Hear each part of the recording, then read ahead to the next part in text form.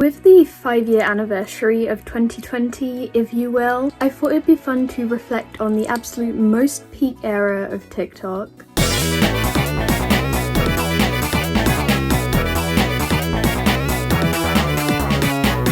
So today we're going to take a deep dive into 2020's fashion, music, trends, memes, and whatever the hell this was. Are you stuck in sweet word love?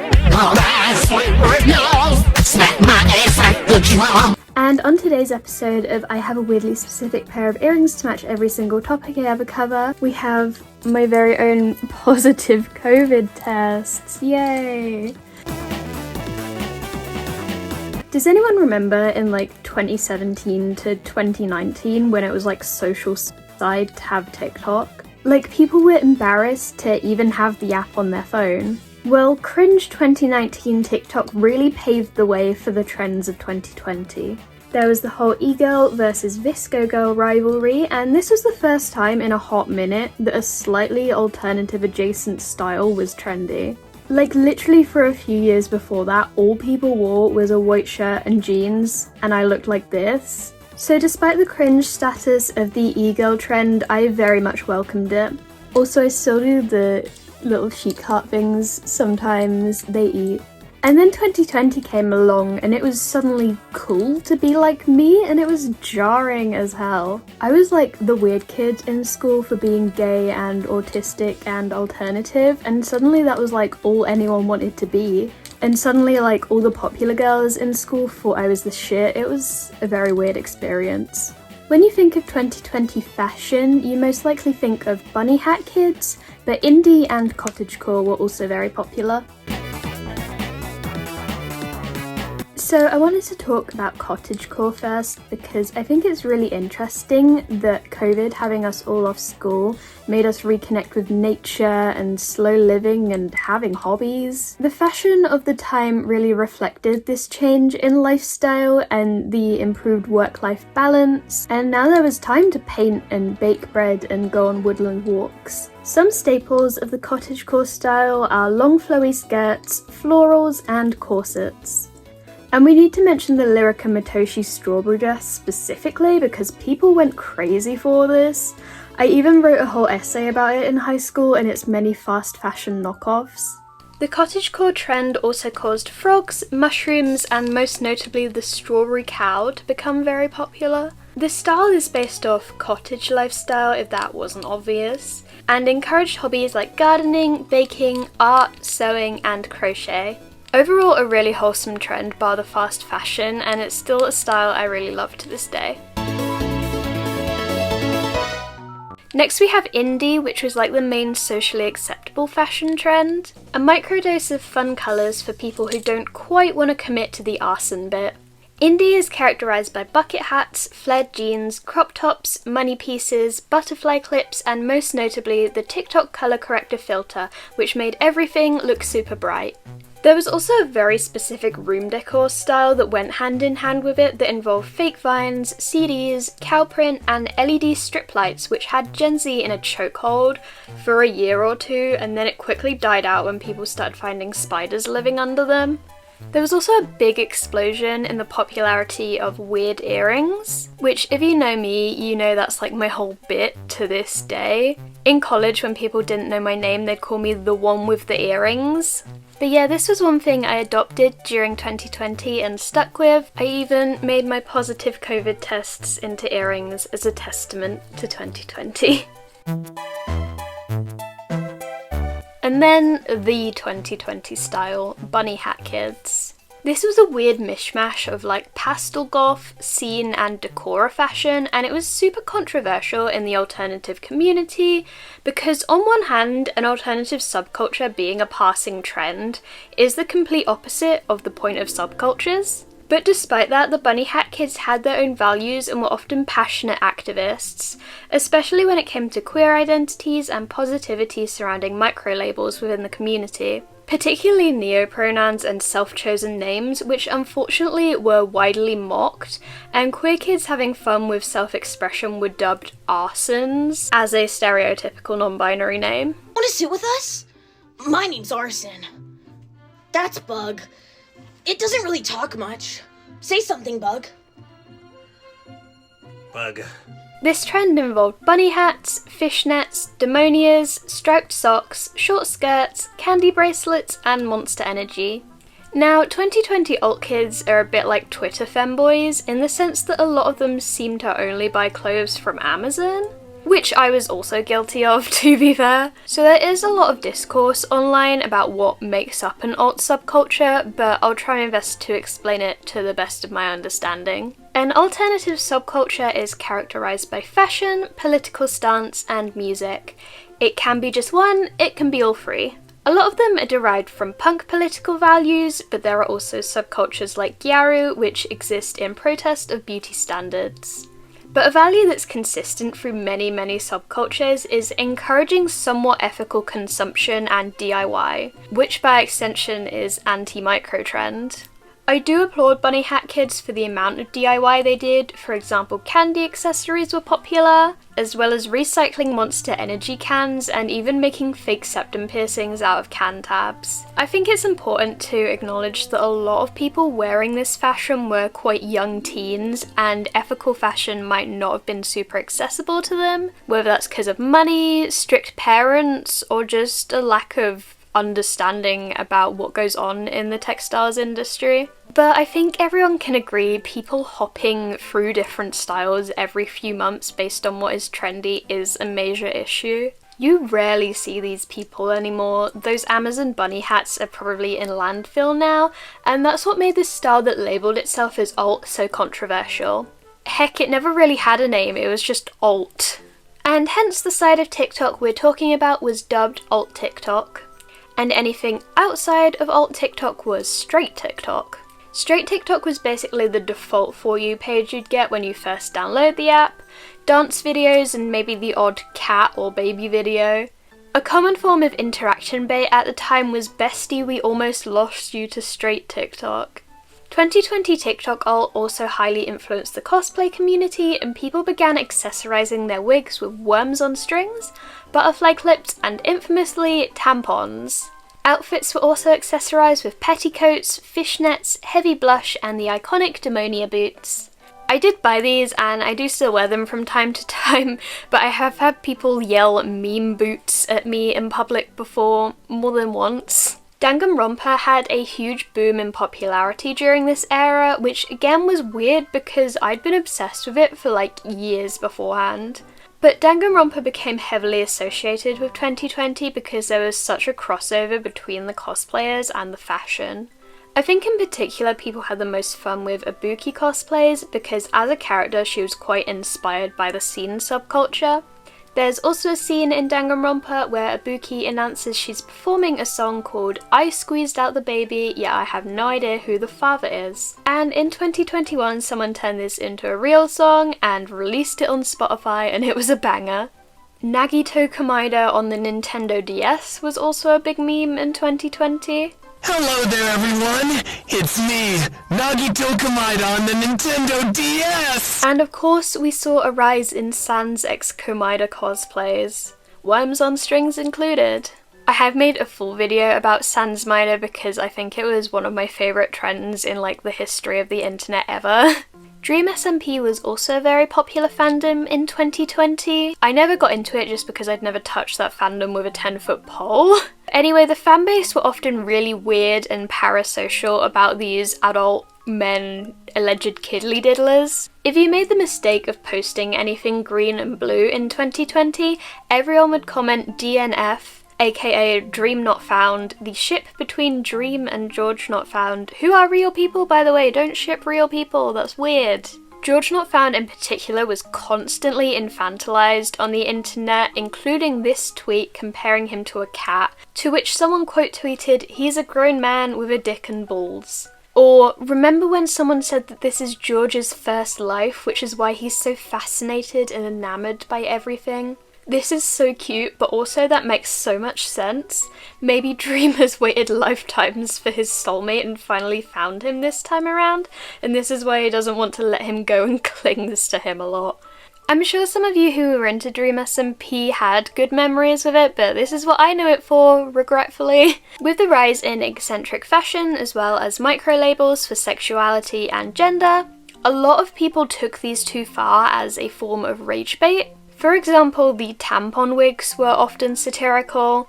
There were also a lot of TikToks mocking cosplayers and Junko poses, which is where people would mimic Junko from Danganronpa's sprites in cosplay videos. Then there was the sexuality rage bait, for example, dream sexual, meaning attracted exclusively to Dream the Minecraft YouTuber. And then I've actually seen a load of Twitter posts about this pretty recently, but in 2021 someone posted this TikTok. New sexuality, it's called Barlow, where you are sexually attracted to bees. The slur against these people is Khan, please don't say it if you're not Barlow. I could swear there was a whole movie about that. Similarly, there was a lot of slur discourse going around in 2020, so people began pretending the word Geronimo was a slur, and they would lip sync the song Geronimo and have their mouth covered for like 3/4 of the song. Even though many look back on 2020 fashion as a cringe trend, even to this day I feel it still has some degree of influence, because even though fashion is more basic these days, people still have a lot more fun with it. And we never really reverted back to the whole white shirt, blue jeans era. I'm not the only alternative person in my whole city anymore. You know, you can go on a walk and just see some cool outfits, and the world was just not like that in 2017, 2018, at least where I live. Spotting a goth was like spotting a unicorn. But I think the correlation between self-expression and being in lockdown is a really interesting thing to think about, both in terms of style and identity. Does being stuck at home with nobody around to judge you bring out a truer iteration of yourself? Or were we just chronically online and desperately searching for any sort of dopamine hit? I always see TikToks of quote-unquote basic girls looking back on themselves in 2020 and talking about how cringe they were and like making fun of themselves, and it makes me sad because that might be the only time in their life they felt comfortable to properly express themselves, and yet they still look back on that time with hatred. Is it really cringe, or are you jealous of your past self? I totally understand why people would choose to do what is popular and follow trends, because it's horrible being the odd one out. But I always choose to be myself no matter what, and I never look back on any past iteration of myself with hatred because I know it was authentically me.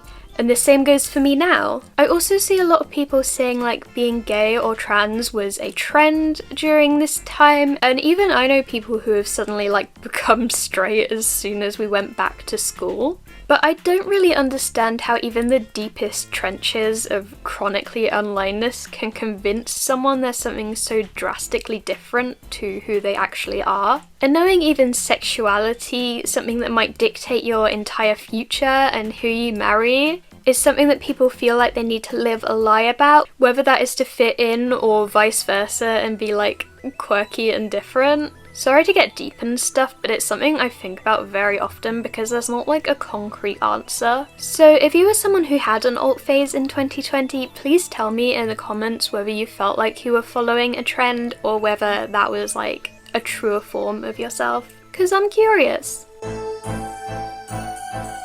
I cannot put into words how much of a chokehold Animal Crossing New Horizons had on people in 2020. It was bestowed upon us at the most perfect time, just a few days before we went into lockdown, at least in the UK. New Horizons was the escape everybody needed.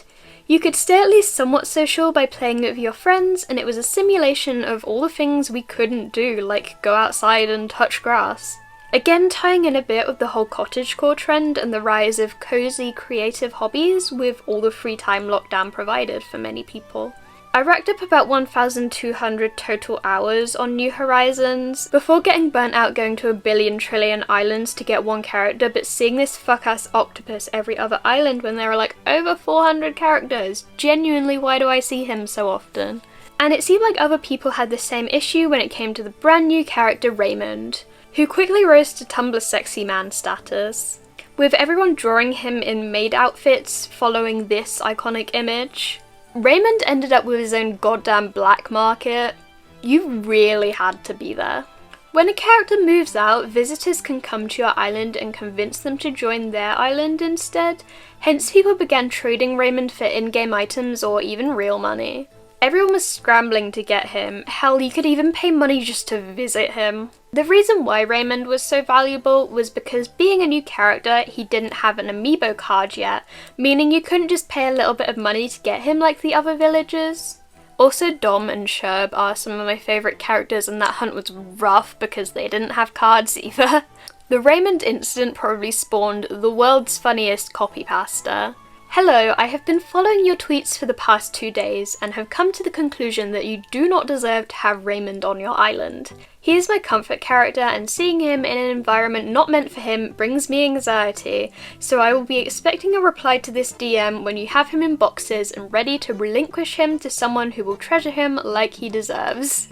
Another super iconic video game popular during 2020 was Among Us, a multiplayer murder mystery game. Again, I think this game was so popular because of the social aspects during the pandemic. It actually had me bonding with my classmates who I'd never spoken to before because we'd all play it together, and we even planned to dress as Among Us crewmates for Halloween together.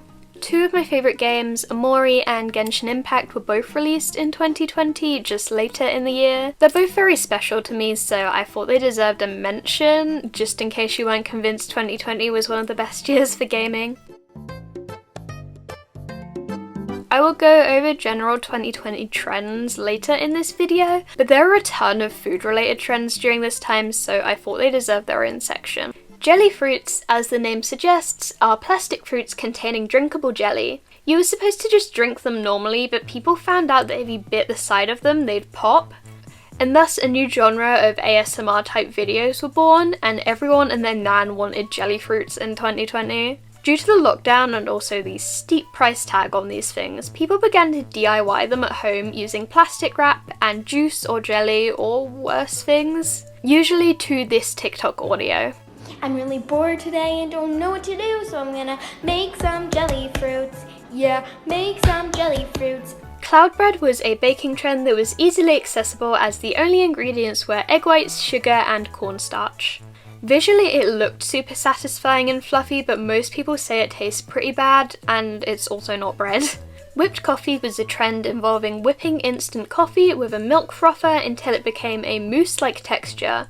Once again, this was popular because it was so accessible from home, but this still slaps to this day. Plus the videos were very satisfying. And finally, battery acid. Just like casseroles, battery acid is very broadly defined, but it usually consists of candy mixed with some sort of energy drink. Basically just whack a load of shit from the corner shop into a glass, chocolate Londis style. These videos were often paired with the song Drink It, Smoke It, Snort It, Shoot It, because 13-year-olds in 2020 like to pretend Monster Energy was some sort of hard drug. Unfortunately, music isn't something I can go over in too much depth because I can't play it without getting a copyright strike, but I will try my best to put it into words. But alt TikTok still had some very iconic music. First off, 100 gecs, a hyperpop band which grew to popularity in 2020 and later kind of fizzled into obscurity. Their song Money Machine blew up first and then their others followed. In their album 1000 gecs, the artists Laura Les and Dylan Brady stand in front of a tree. This tree was quickly tracked down and people began treating what was now dubbed the 100 gecs tree in Illinois like some sort of tourist destination, even leaving offerings like Monster Energy under the tree. This location was even labelled on Google Maps as a place of worship. Security guards for the office complex it was located on became incredibly annoyed with people trespassing and littering, but luckily this trend kind of died out pretty fast. People still do visit sometimes though. Whilst 100 gecs isn't as mainstream as it used to be, they still have some pretty dedicated fans. Recently they opened for My Chemical Romance and I have never seen better merch in my life. Another artist that rose to popularity in 2020 was Penelope Scott. Penelope Scott's music perfectly encapsulates the vibe of 2020, and bunny hat kids, cosplayers, and people making battery acid often paired their videos with Penelope Scott's music because it matched that specific aesthetic so well. Mother Mother is a band I've loved for years before 2020 because I found them through the animation meme community. But Mother Mother and their song Hayloft in particular got super popular in 2020 and 2021. Girl in Red also became much more popular, with Do You Listen to Girl in Red becoming a code to subtly find other sapphics. I even have a badge. My entire eater bag grew mold and she was a victim. How does that even happen? But yeah, there was a lot more positivity surrounding lesbianism in 2020, which made me feel more comfortable in myself, but also it was kind of infantilizing in a way. The cottagecore aesthetic, as well as the whole weird earring things, became heavily associated with lesbians, and weird earrings were often dubbed lesbian earrings. There was a lot of like, ooh, what if we were little frogs on a lily pad and we kissed? Like this kind of shy, wholesome, non-sexual stereotype. And I can't really tell if it did more harm or good for the community. But back to music. Sugar Crash, Never Met, Monster Energy Gun, Funny Hat Freestyle and Kismet were also super popular songs in 2020 and 2021. But there are also plenty more, and you can find playlists of 2020 core music on Spotify and YouTube. They are very much a nostalgia trip. Now onto deeptok, home of most of the 2020 memes. Deeptok to alt TikTok is what the dark web is to the deep web.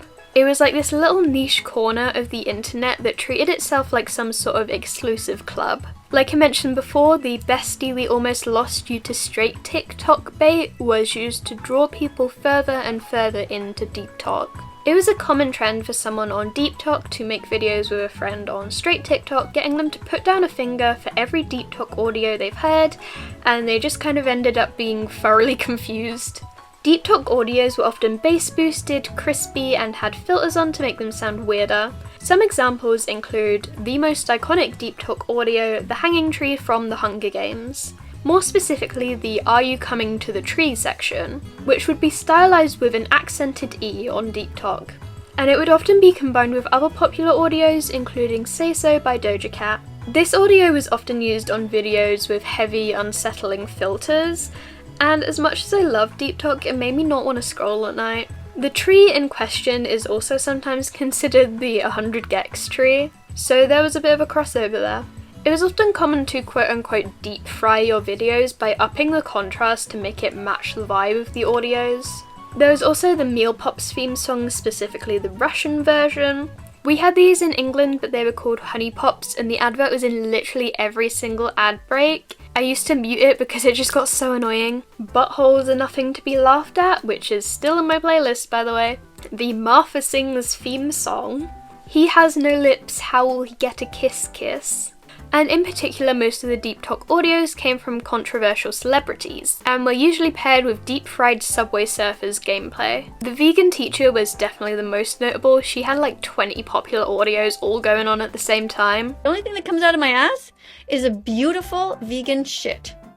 And it's long and big. The vegan teacher probably needs no introduction, but if you don't know her, she's a very infamous vegan activist who goes to the extent of sending death threats to random people who eat meat, or being racist and homophobic in the name of animal activism. Ironically, said activism has had the opposite effect and gives vegans a very negative reputation. So just for the record, most vegans are well-meaning and not like this, and I think they're doing a great thing. Okay, I know this is off topic, but last night I went to dinner with my friend who's vegan, and the waiter was carrying a plate of ribs and he accidentally dropped them on her. But anyway, the vegan teacher is an English teacher, and she has little songs she sings to teach her students English, and so many of these became deeptok memes.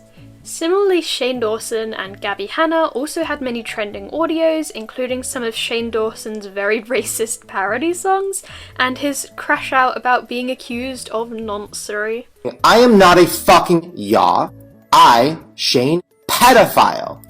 My real name, go on record saying I am not a fucking yaw. Along with a load of Gabby Hanna's poetry after people began mocking her public manic episodes in 2020. Now onto just the general memes and trends. I tried to fit most of them in other places, but these ones didn't really have anywhere else to go. Emojis were a big thing in 2020. This eye-lip-eye combo was honestly genius. I still use it to this day. Alongside the sparkle emojis around words, they are expressive. Fairy comments were a huge trend, just hate comments with fairies and sparkles surrounding them. Some of them went way too far and I feel horrible for laughing. Love yourself, because we don't. You're killing it. Try yourself next. You have supporters in every corner of the world. Unfortunately, the world is round. You go, girl. Don't come back. Baddie. The bad is silent though. I thought people on 2020 TikTok were supposed to be nice. Similarly, emoji pastas became popular, a form of copy pasta with emojis in between words. I even made my own one after getting yelled at for wearing eyeliner to school one too many times. Every teacher said the exact same thing, like they were reading off some sort of invisible script. It was scary. Ratatouille the musical, aka Ratatouille, featured emotional lyrics, including Remy, the ratatouille, the rat of all my dreams. Ratatouille is very special to me because one of my biggest impacts on the internet is this Remy the Rat plush Pixar sticker, which still jump scares me sometimes in TikTok slideshows. He's been my profile picture for the last 5 years, and the best part is I have never watched Ratatouille. Ratatouille came to be after a joke TikTok by Emily Jacobson went viral. From there, people began to conceptualize a Ratatouille musical, and eventually it became a real crowdsourced musical made online via different video clips. Even though it's like kind of a joke, in lockdown you can't perform on stage or go to rehearsals, and yet they still made it work despite the restrictions, and I honestly think that's really cool. In the periods of the pandemic where people were allowed to go to school, people would stick "Wash your hands, you dirty pig" posters in the school bathrooms, a line from the show Sex Education. The "I ain't never seen two pretty best friends" TikTok audio was huge. Synth Rat, a meme started by the user Brad Podre, where you'd start watching a seemingly normal TikTok and then, like a Rickroll, suddenly Synth Rat would appear in every goddamn TikTok. I got Synth Ratted so many times. Another huge trend was reality shifting, a spiritual trend in which you were allegedly able to move your consciousness to a desired reality. And it seemed like 9 out of 10 times people were doing this spiritual practice just to kiss Draco Malfoy.